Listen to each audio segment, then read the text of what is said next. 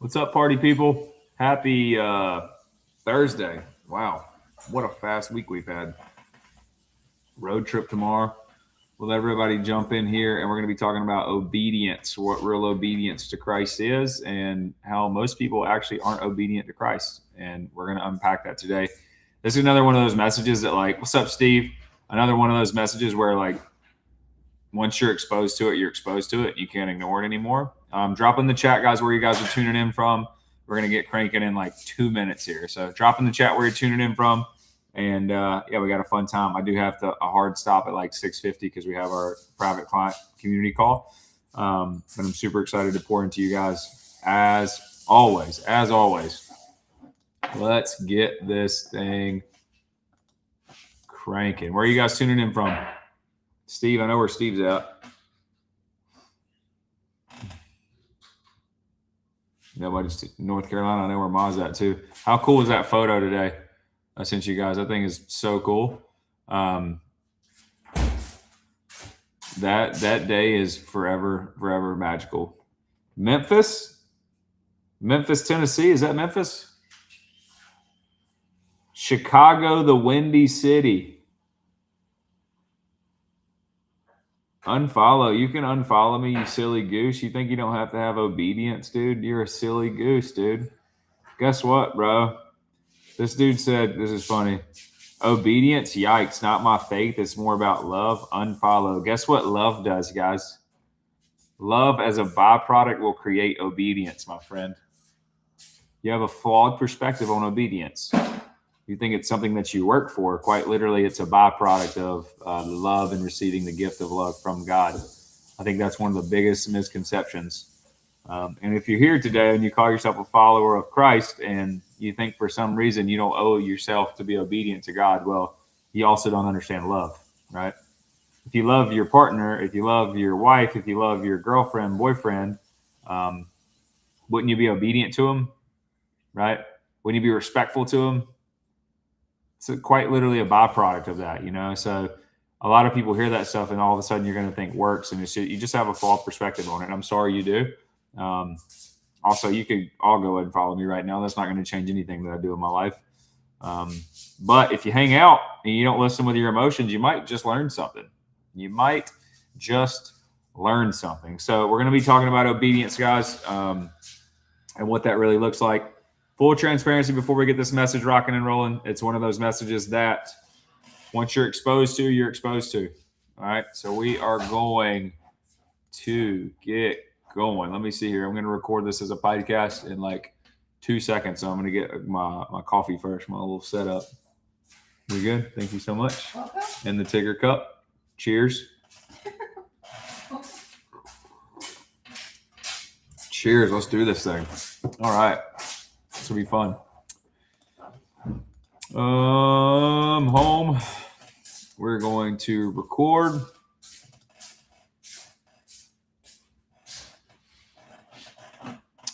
Join studio.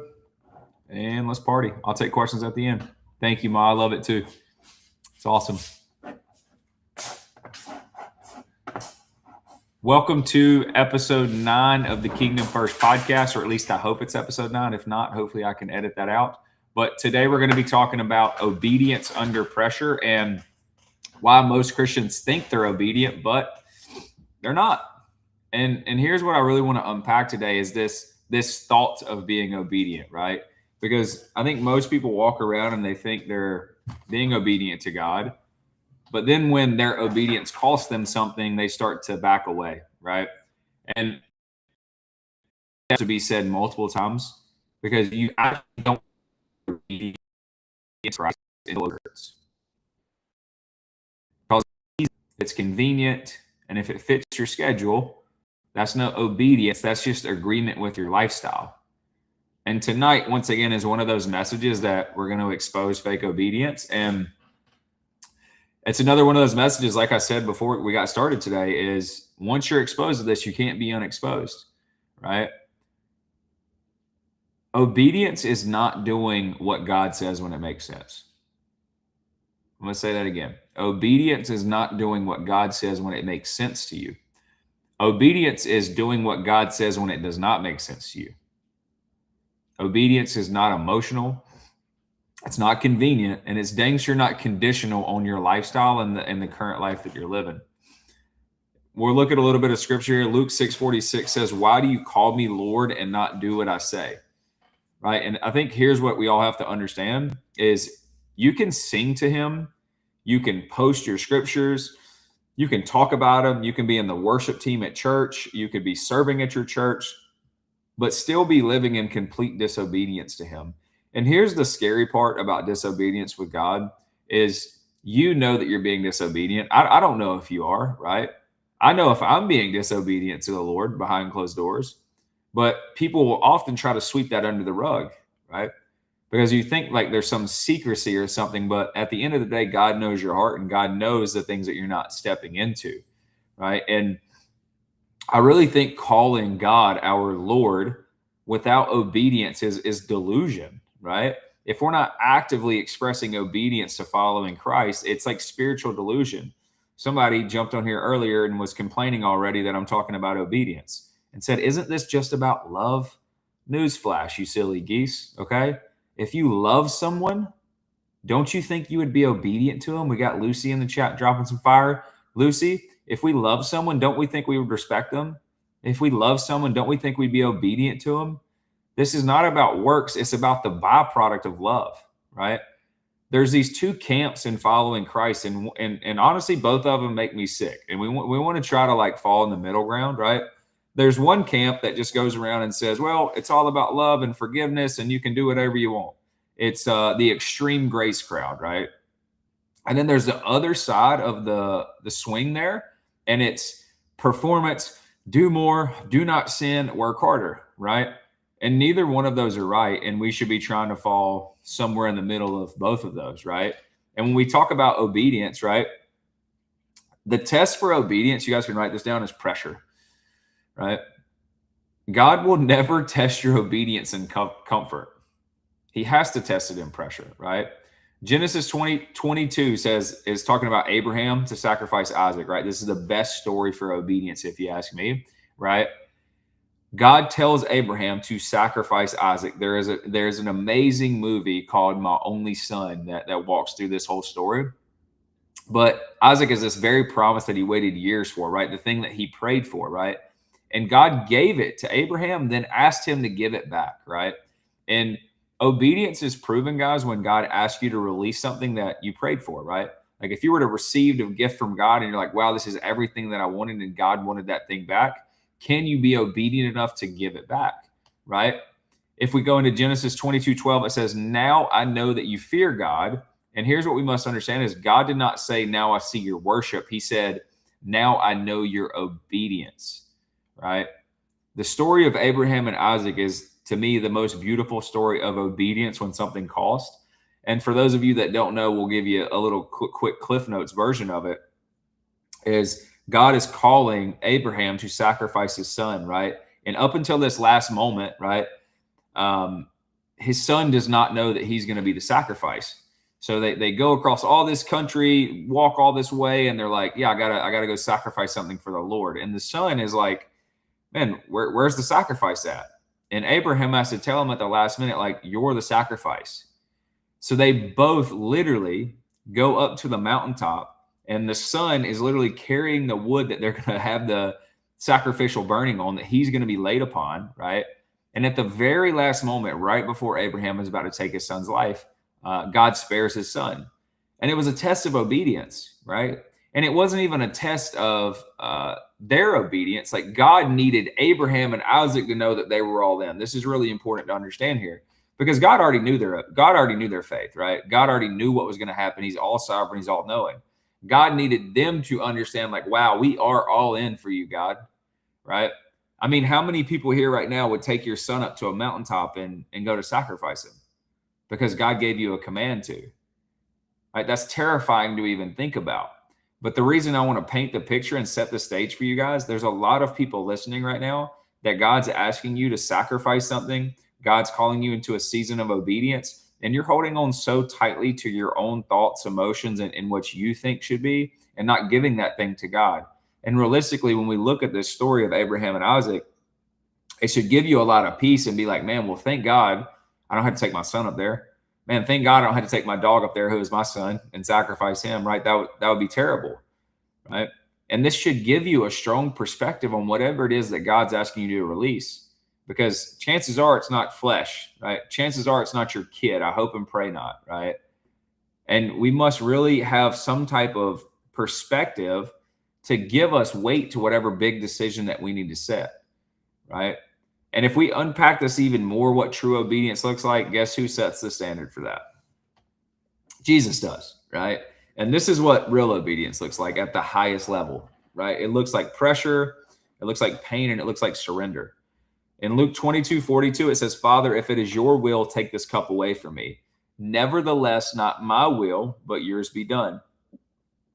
Here's what's important about that, guys, is Jesus felt all the pressure of this decision. Jesus felt all the weight that was about to come with this. He's like quite literally could feel the pain, right? But he still chose obedience once again in the last moment.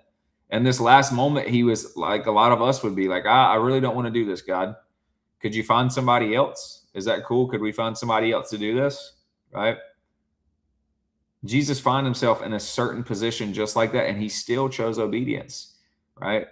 And when we look at obedience, guys, it is choosing God's will while your flesh is screaming. I'm going to say that again. Obedience is choosing God's will while your flesh is screaming. In any scenario in your life, maybe that's in your business, maybe that's in your physical body, maybe that's in your marriage, in your relationships, in your friendships, in your career. Maybe it's just in a relationship with yourself. Maybe it's a sin that you're struggling with. Like when your flesh is screaming for said thing, right? Obedience is letting the Spirit of God work through you and walk in the newness of Him to overcome that, right? Hebrews 5:8 says, though he was a son, yet he learned obedience by the things which he suffered. These scriptures, when you unpack these things, if Jesus had to suffer to learn obedience, what makes any of us think that we're exempt for that? Like, let that sink in. If Jesus had to suffer to learn true obedience, right? What makes you think you're exempt to that? We're not exempt to that, right? Because walking in obedience 9 times out of 10 is not going to feel good. Walking in obedience 9 times out of 10 is going to feel like the exact opposite of what your flesh actually wants to do. Just like Jesus at the last moment saying, Father, take this cup from me, right? So now that we understand what true obedience looks like a rough outline, kind of an aerial view of it, like let's talk about what fake obedience looks like, right? This is what fake obedience sounds like in your life. You guys ready? It sounds like, I'll start Monday. It sounds like, let me think about it. It sounds like, I'm going to pray about it, but you already know the answer, right? It sounds like I'm waiting on God, but in all reality, you're avoiding discomfort. Full transparency with you guys. I had a call with somebody today that was potentially going to join our community, and it absolutely just hurt my heart, you know?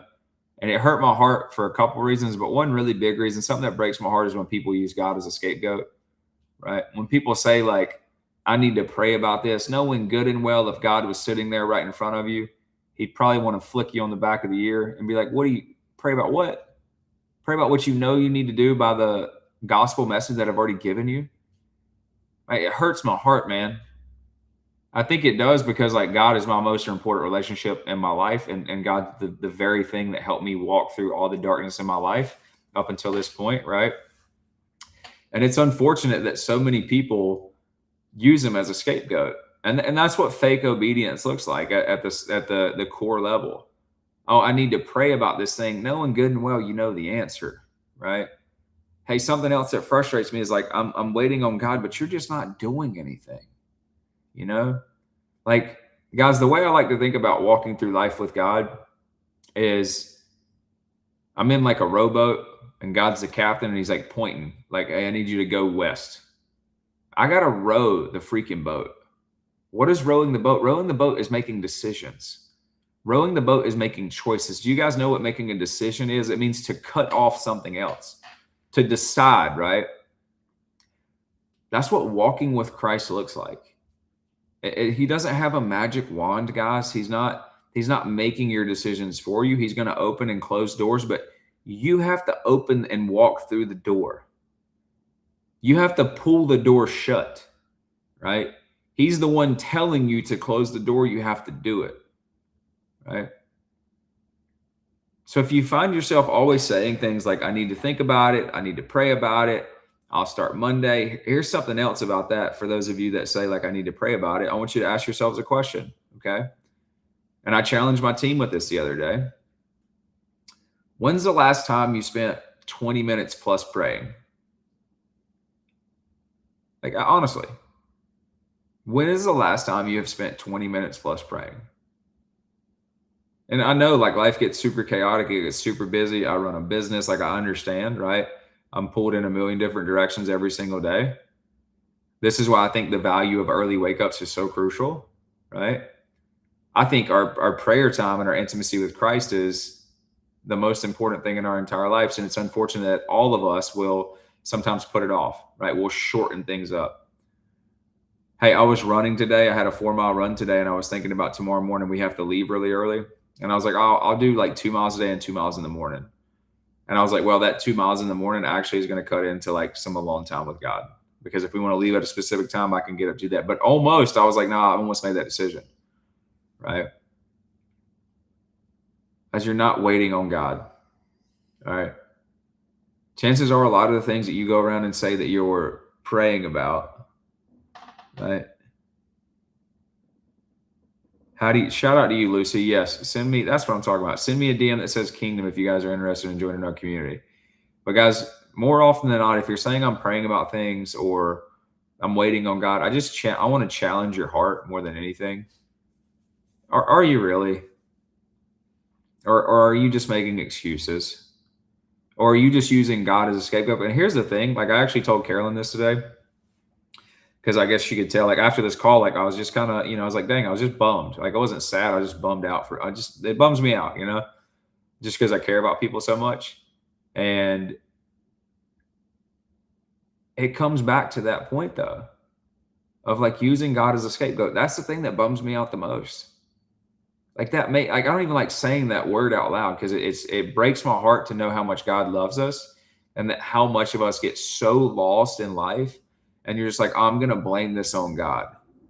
Knowing good and well, God is going to be the only person that's going to walk through you with your darkest storm above anybody else, right?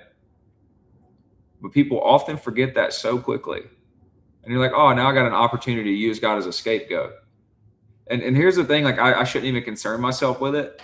At the end of the day, I surrender to that, because we all got to pay an account to God at one day, right? And I do know that if we're all walking around using him as a scapegoat, we're going to have to report to that, right?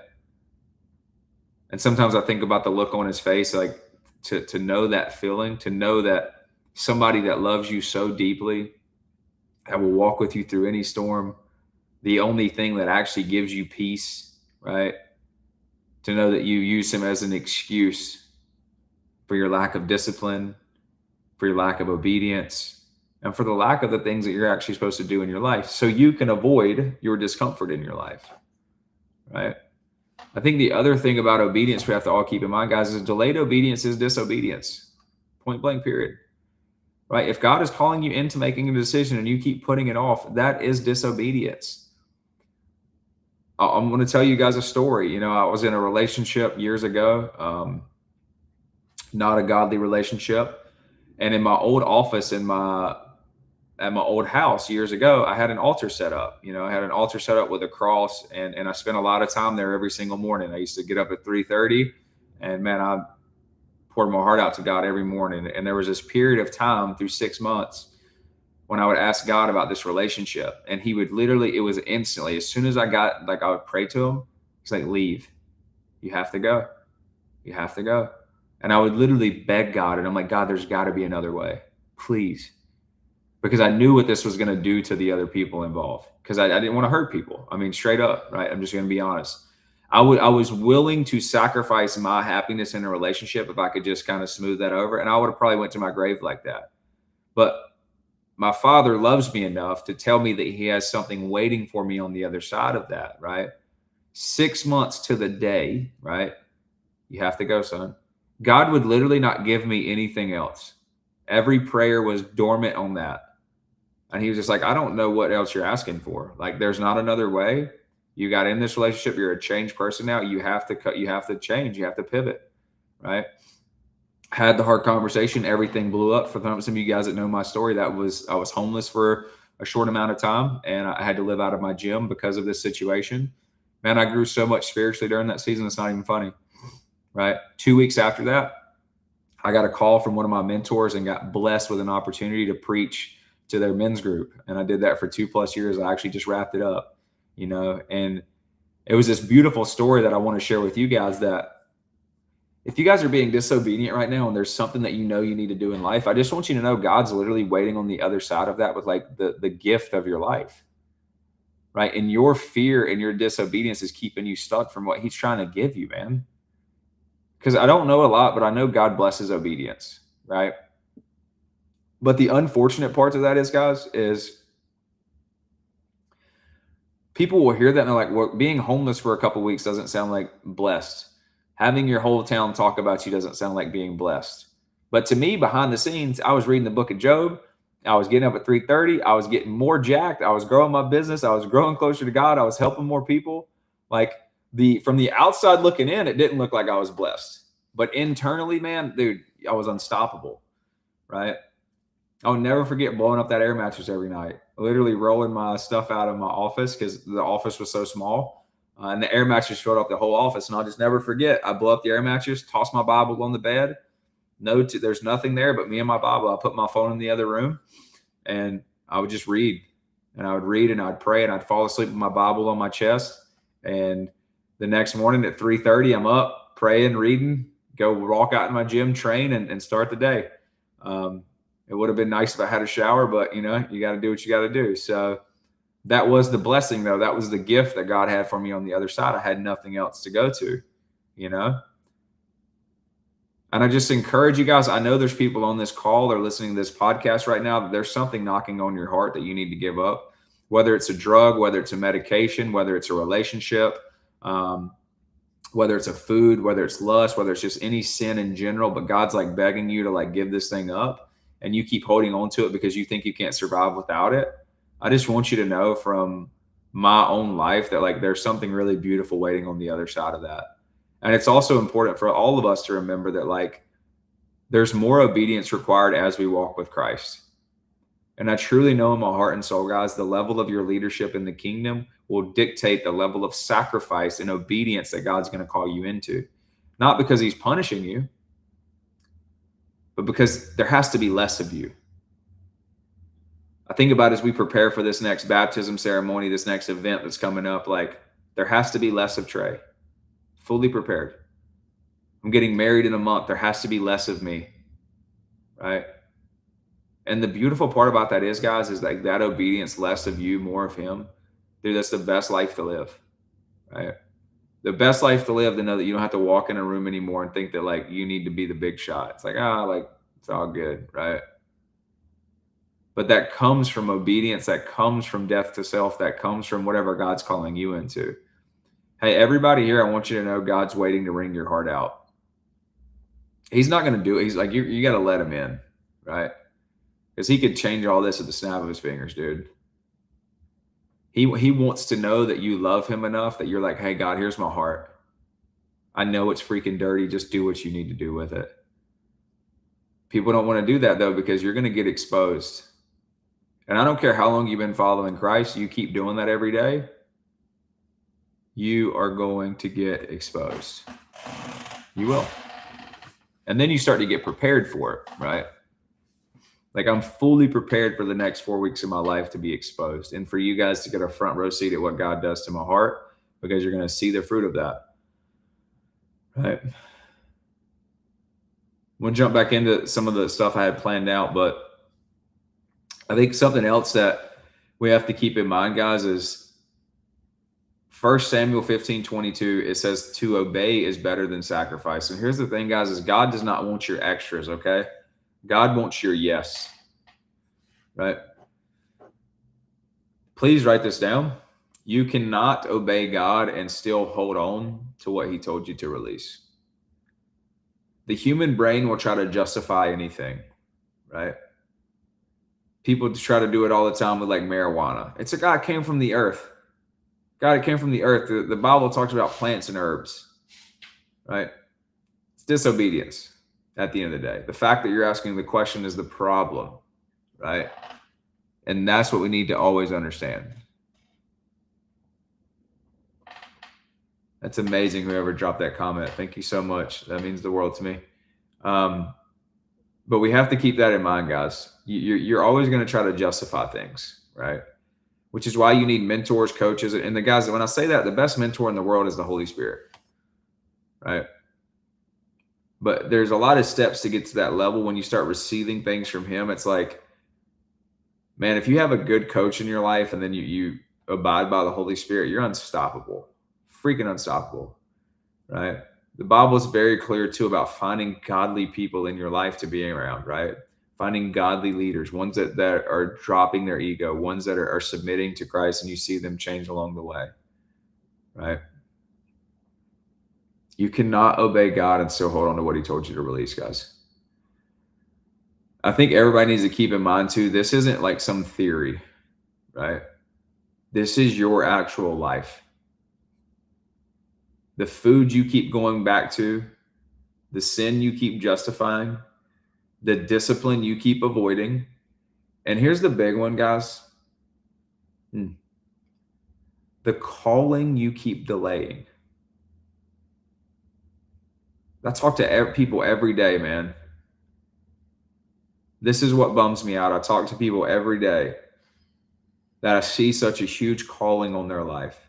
I see so much potential inside of them. But instead of them surrendering to Jesus, instead of them surrendering and submitting and being obedient, right? They choose their own way. They choose their own way, right? And they're literally just delaying their calling that God has placed upon their life. Because every time you feel resistance, you're standing in a moment of obedience, right? Guys, the enemy is always going to resist the place you're supposed to go. Always. So if you're walking down an easy path right now, I'd challenge you to say you're probably walking in the wrong direction, right? You will always be met with resistance if you're walking in the correct direction, right? And when you feel that resistance, that's the moment where you get to choose obedience, right? That urge that you feel, the tension, the pressure, that's your test, right? Most people fail God in private, and then you wonder why you lack power in public. I shared the other night about, guys, the public power of Jesus came from his private intimacy with the Father. Like, let that sink in.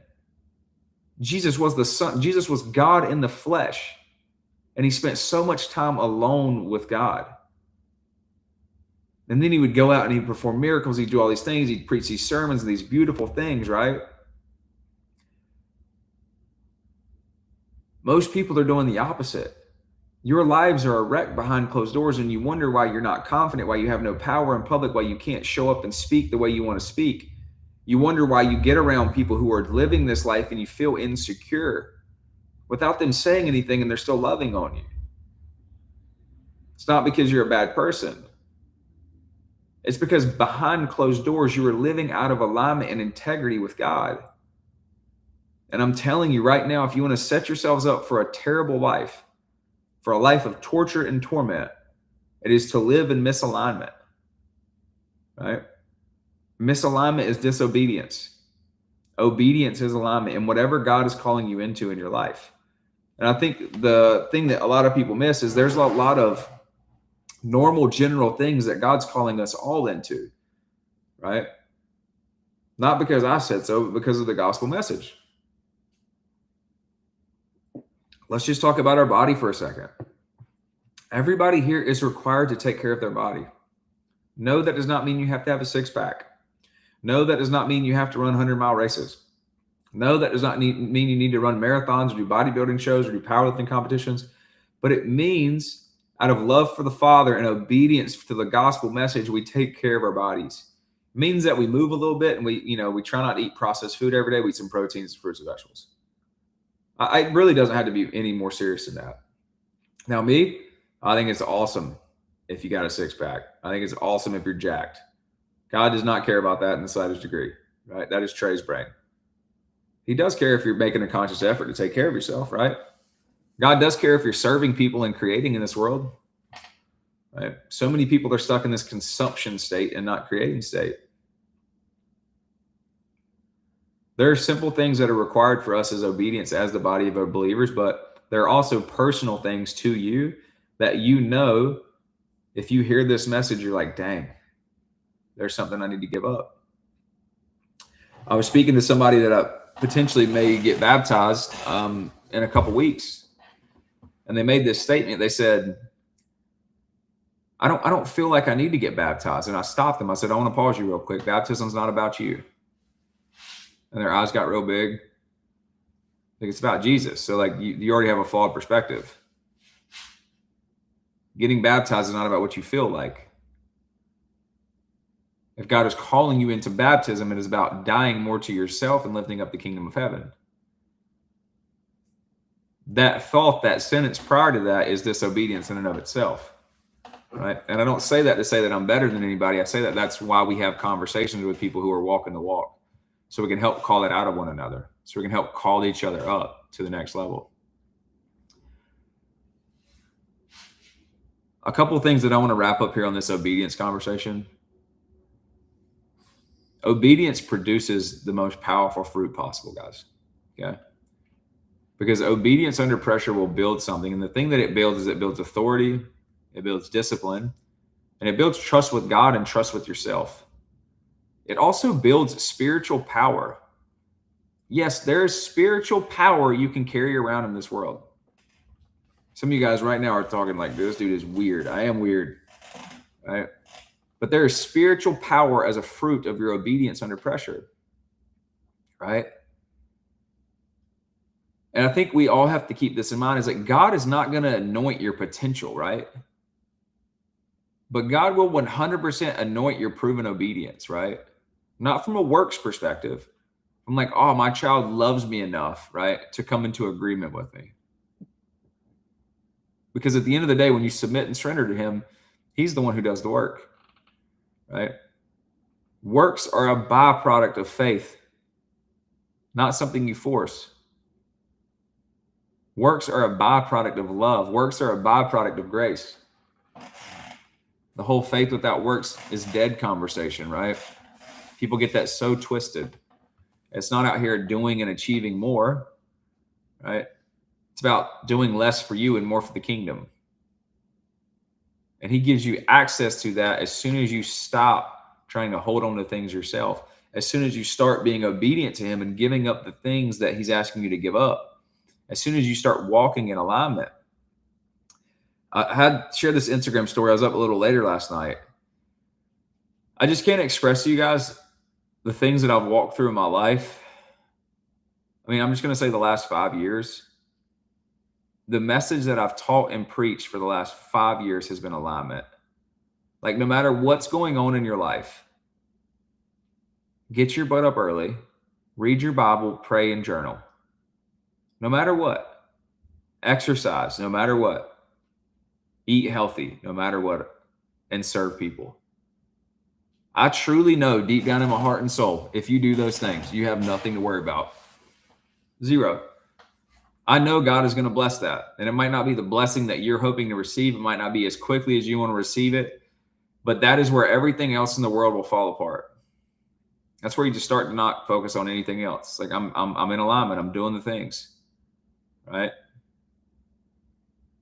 But so often a couple little things happen in your life and you get so thrown off track. Right? The account gets a little low. Something happens in your relationship. Your focus gets off. And you put way too much emphasis on things that don't even really matter. And then you slowly drift out of this alignment state that I'm talking about. You slowly drift away from your spiritual power. You know, I think something that's really powerful and near and dear to my heart, you know, people will listen to pastors and ministers speak and they're like, wow, there's something special about them. And I'm going to tell you something, the special thing about them. The ones that you speak and you feel convicted from their words, The ones that you feel and you're just like, wow, man, what that person said just hit me. I'm going to tell you what's special about them is their private relationship with God. That's it. It ain't nothing more than that. That is what's special about the ministers you hear or the pastors you hear or the friends that you have that you pray with and they speak into you and you're like, wow, or the coaches or mentors, it's like, wow. It comes from private intimacy with the Father. It comes from staying in his word. It comes from taking care of yourself, and it comes from keeping commitments to you, which all is obedience, is where I'm going with that. Right? I got a crazy dog. You know what? My dog got done at 5 months old. He had to go to obedience school. He's still a little crazy. He reminds me a lot of humans, you know, even though we've been obedient, right? We still slip up sometimes. I hope and pray that this message hits somebody today. If it hit one person, that number one, guys, God is calling every single person into another level of obedience. Everybody, me included. And if you're here, you're listening to this podcast or you're listening live or you've heard this message later and you're listening, you're like, that's not me. I would challenge you to go take a good hard look in the mirror. Because I know one thing, I know God has more for all of us, everybody. And there's a wild journey that we start to track down when we start to submit and surrender more and more. And surrender and obedience, same thing, man. Same thing. Let go and let him have the will. And then when he asks you to do, you do it, no matter what. And that obedience is always built under pressure, okay? I ask you guys to really take this to the next level, right? And ask God to search your hearts. Not Coach Trey. That's not my job. My job is not to search your heart. My job is also not to tell you what you're out of alignment with or your disobedience or any of that, because God is actually going to tell you that, and you know it. I don't have to tell you, right? But what if you just ask God, hey, whatever you're asking of me, I just say yes, God. Even if it hurts, even if it costs me, even if I don't understand, right? I trust you, God, more than I trust myself. What does your life look like when you carry yourself like that? I'm going to tell you what it looks like. It's a wild ride. It's a wild ride. It might look like flying 3 states on New Year's and then getting married, right? It might look like running a massively successful company and now being like, I don't even know what this company is anymore, guys. I'm just going to talk about Jesus, right? It might look like building your entire brand off fitness, discipline, and working more, and then being like, actually, I was wrong. I was wrong, guys. Right? Obedience, surrender, and truth is the adventure of life. So if you're looking for an adventure, that's how you get there. If you want a boring life, a not fulfilled life, then you can keep choosing disobedience. But I owe it to everyone to encourage and remind you that disobedience, you have to pay an account for that at some point, and all of us do. And I hope and pray that whatever it is for you, that like you leave that here tonight and you step into the next thing that God has for you, because it's something really beautiful. And God is going to bless that obedience. But I also owe it to you guys to remind you that blessing may look like an air mattress with no shower. But you have to learn how to be content in that and know that God is taking you through a next season of life, right? But you have to make that decision, and I can't make it for you. All that said, let's hang out. We'll take some questions, comments. I'm going to stop the podcast. Your messages for me today. Mandy, I'm glad that spoke to you. It's cool. I'm sure it wasn't just you. That's yeah, Lucy said, I needed to hear this today. You always fill my faith cup, kingdom ministry, obedience in Christ. Lucy, I can't wait to hug your daggum face in a month. I cannot wait. It's going to be awesome. To talk about the obedience thing, guys, we have a event for our community coming up. We got half the people coming getting baptized. I'm like, we got a freaking church event, right? Oh man, just because someone, so we got Brett. Let's handle this, Brett. All right, dude. So Brett says, man, you guys ready for this? Some truth? Man, I watch a lot of your videos, and today I lost a lot of respect for you when I came across a video of you saying you have no respect for fat pastors. Just because someone is fat doesn't mean they're sinning in gluttony. There are many things that can cause someone to be fat and other than gluttony. I pray for you, but I have lost a lot of respect for you. Brett, first off, dude, I received that. Secondly, you don't have to respect me. Thirdly, you don't even have to care about me. So I want to share all that with you. Fourthly, I want you to know that God convicted me of all that. And I'll leave that specifically on my page for a reminder, to remind people like you, bro, that you saying that to me is no different than me saying that. How's that feel, bro? I would never delete those videos. God convicted me of those videos, but I will leave them up to remind people when they see me now and hear the way that I speak that, like, hey, I'm not going to forget where I came from. Right. And Brett, here's the thing. When we follow the gospel message, guess what? You're wrong and I'm wrong. Let's talk about spiritual maturity. Right. Here's the other thing. Let's give some practical stuff on that, Brett. As a leader myself in the kingdom, you guys are supposed to hold me to a higher standard. The book of James is very clear about that. In full transparency, I would not submit to a church with a soft pastor. Not because I'm judging him, right? Because as somebody that's stewarding and shepherding people, right? Listen to this, hear me out. Don't listen with your emotions, okay? This is super important. As someone that's stewarding and shepherding a flock of people, trying to get them to the narrow gate, which is difficult, okay? It's difficult, all right?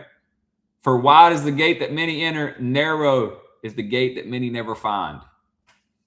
Hey, a pastor's job is to shepherd a flock of people towards that. And full transparency, you have to be able to shepherd your elbow. That's a big step of that. Now, all that to say, I love them to death. I am not judging them. I'm stating a fact. Just like I'm stating a fact that the way those videos came across was wrong with me. I still stand by the truth of that video, right? I do. And here's the thing, Brett, you don't have to respect me, bro. And I respect you for bringing that up, dude. And I'll always have that conversation with people. I'll never delete those videos. Just like you can, hey, if you want to, Brett, if you want to lose even more respect for me, you guys, hey, everybody here, if you want to lose more respect for me, go way back on my social media. You'll see me cussing and yelling. I'll never delete those videos, right? Because that quite literally is the testimony of what Christ has done for me through my life, right? Here's the thing with a lot of people that will bring that up. Brett, I'm not going to call you out specifically here, bro.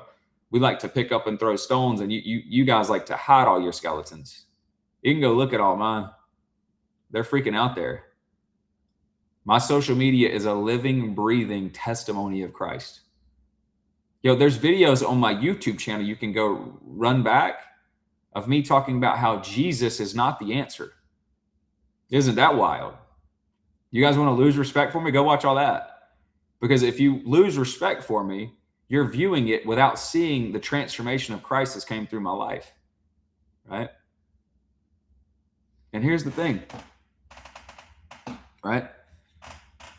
I don't need any of you guys to respect me.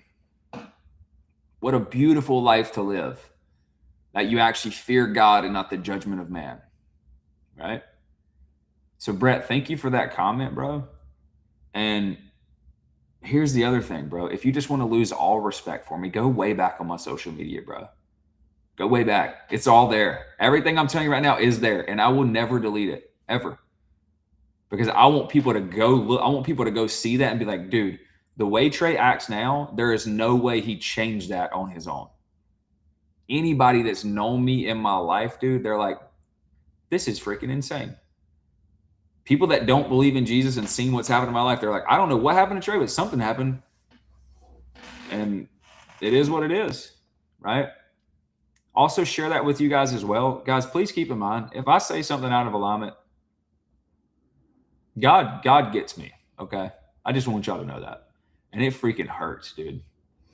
Like really bad. If I do things out of alignment, it hurts really bad, right? And this has given me a newfound perspective on followers of Christ, of why it's not my job to judge.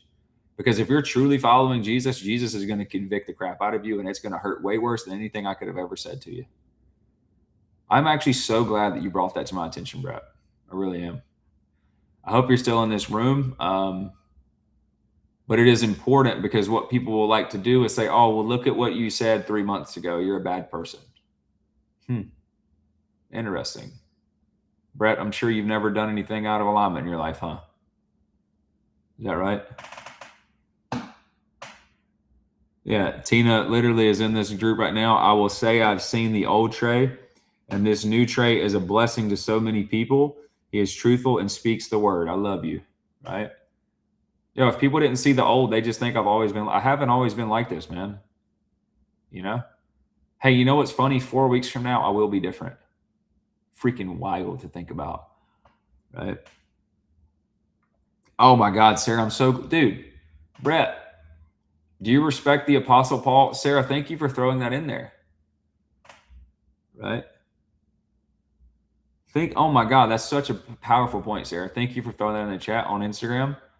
I guess you don't respect the Apostle Paul either, huh? He killed and murdered Christians. Dude, you freaking should lose all respect for that guy. Meanwhile, we absorb his text more than any freaking biblical writer in the Bible, the Apostle Paul. Thank you for that, Sarah. Right? Dude, when I heard the Apostle Paul story, that was one thing that I was like, oh, like this Jesus thing is for me. I haven't ever killed a Christian. I might have said very negative things to him, right?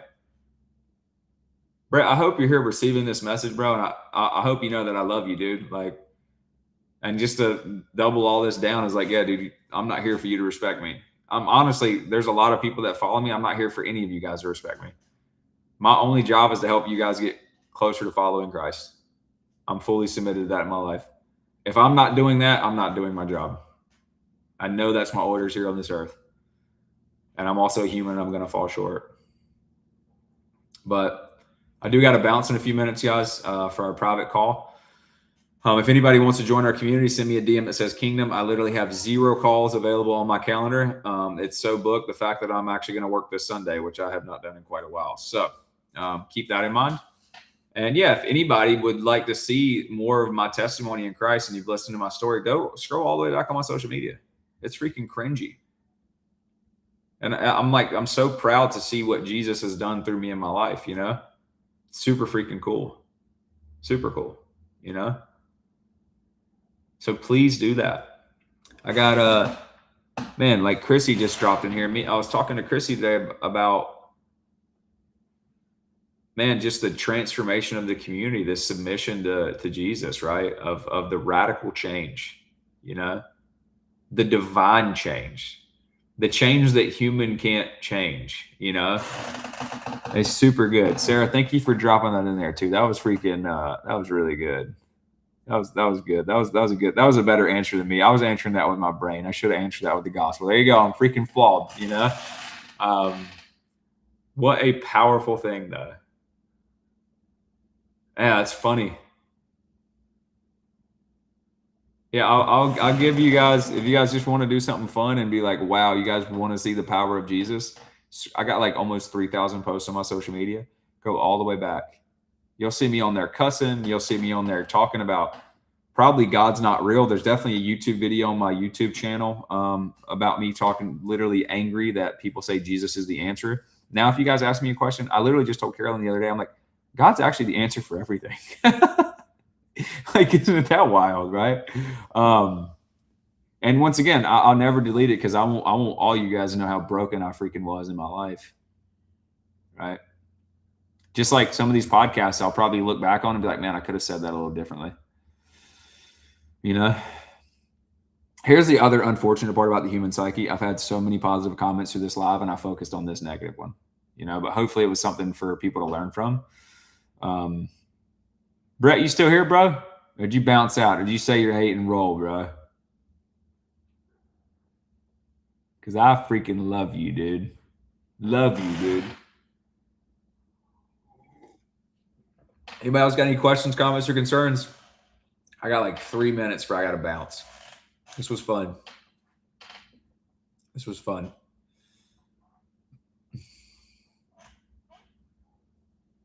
That's funny.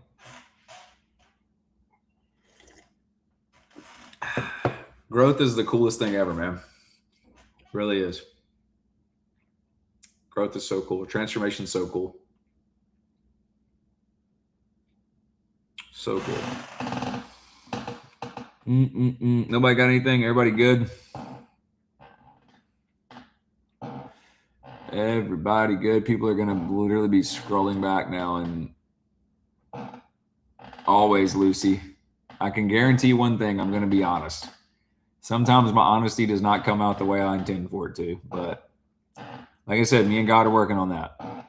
I mean, it's kind of like Carol in the story when we were walking, you know, and you tripped. What's wrong with you? Dadgummit. Things don't come out the way I intend sometimes, just like they don't for you guys either. And the more that we can see people as flawed and broken, like, yeah, the better we're going to be. And guys, please don't be the person going around acting like you don't have things that you haven't done wrong. Please don't be the person acting like you, honesty is the best policy. Unfortunately, a lot of people don't like honesty. Me, I love it. Tell me the truth. Just like Brett bringing that up. That's telling me the truth. I appreciate it. So, and you know what the unfortunate part about it? One of those videos went turbo viral. There's a lot of people that view me as that. But you know what? That's okay, because when they meet me one day, they're going to be like, wow, why is this dude so freaking kind and loving? And I'm just going to get to point them back to Jesus. But, yep, that's why. I'm a silly goose, and I say things that I shouldn't say sometimes. Just like you do. Just like you do. The scripture top of mind for me, though, has been recently slow to speak, man. Slow to speak. It's hard as a content creator, honestly, because you're always speaking. You're always talking. So, all that said, appreciate you guys. This was fun. Brett, I appreciate you too, dude. That brought a really good dynamic into the conversation here. All love as always. We're going to go start up our community call, and I'll see you guys next time.